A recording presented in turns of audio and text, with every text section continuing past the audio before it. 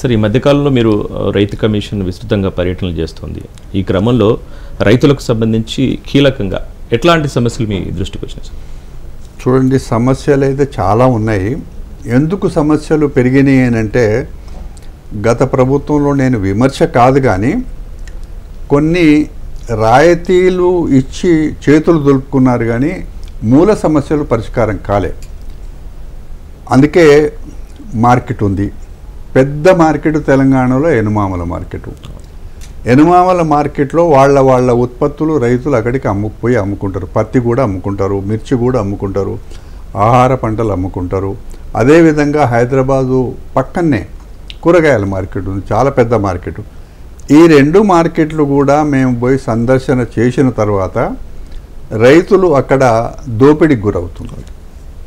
రెండవది, గత ప్రభుత్వము దీంట్లో మార్కెట్లో ప్రక్షాళన, సవరణలు, రిఫార్మ్స్ తీసుకురాకపోవడం వల్ల లోపలికి వచ్చిన రైతు కూడా ఈ దళారీల వల్ల ఇబ్బంది పడుతున్నాడు. చాలా కొంతమంది రైతులు వ్యవసాయం మన గిట్టుబాటు కాదు అన్న సమస్యతో ఇబ్బంది పడ్డారు ఇట్లాంటి దళారుల వల్ల.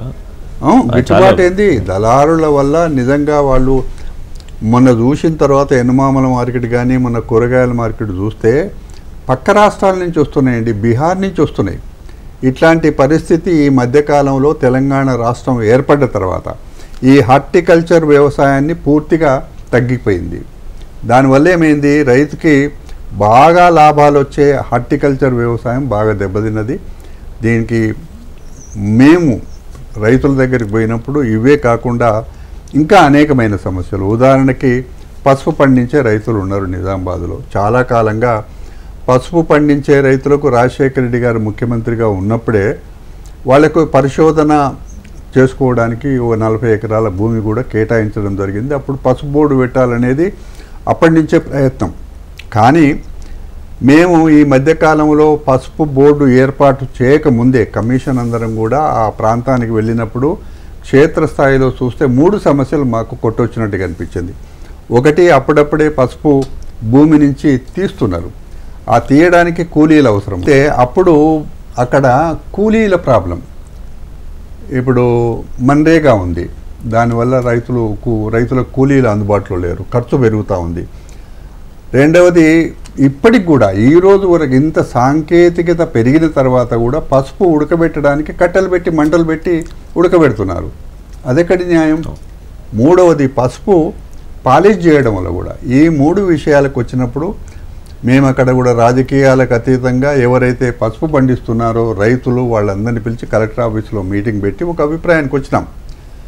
ఏదేమైనా రాష్ట్ర కేంద్ర ప్రభుత్వాలు ఈ పసుపు పండించే రైతులకు మెకనైజేషన్ తీసుకురావాలి. పసుపు పండిన తర్వాత తీయడం కానీ, ఉడకబెట్టడం కానీ, పాలిష్ వేయడం కానీ, మార్కెట్ వ్యవస్థ కానీ, ఎక్స్పోర్ట్ వ్యవస్థ కానీ ఇవన్నీ చేయాలనేది చేసినాం. కానీ ఇక్కడ పసుపు బోర్డు ఏర్పాటైంది అధికారికంగా మొన్న మధ్యన అమిత్ షా గారు వచ్చి 2వసారి ప్రారంభం చేసిపోయాడు.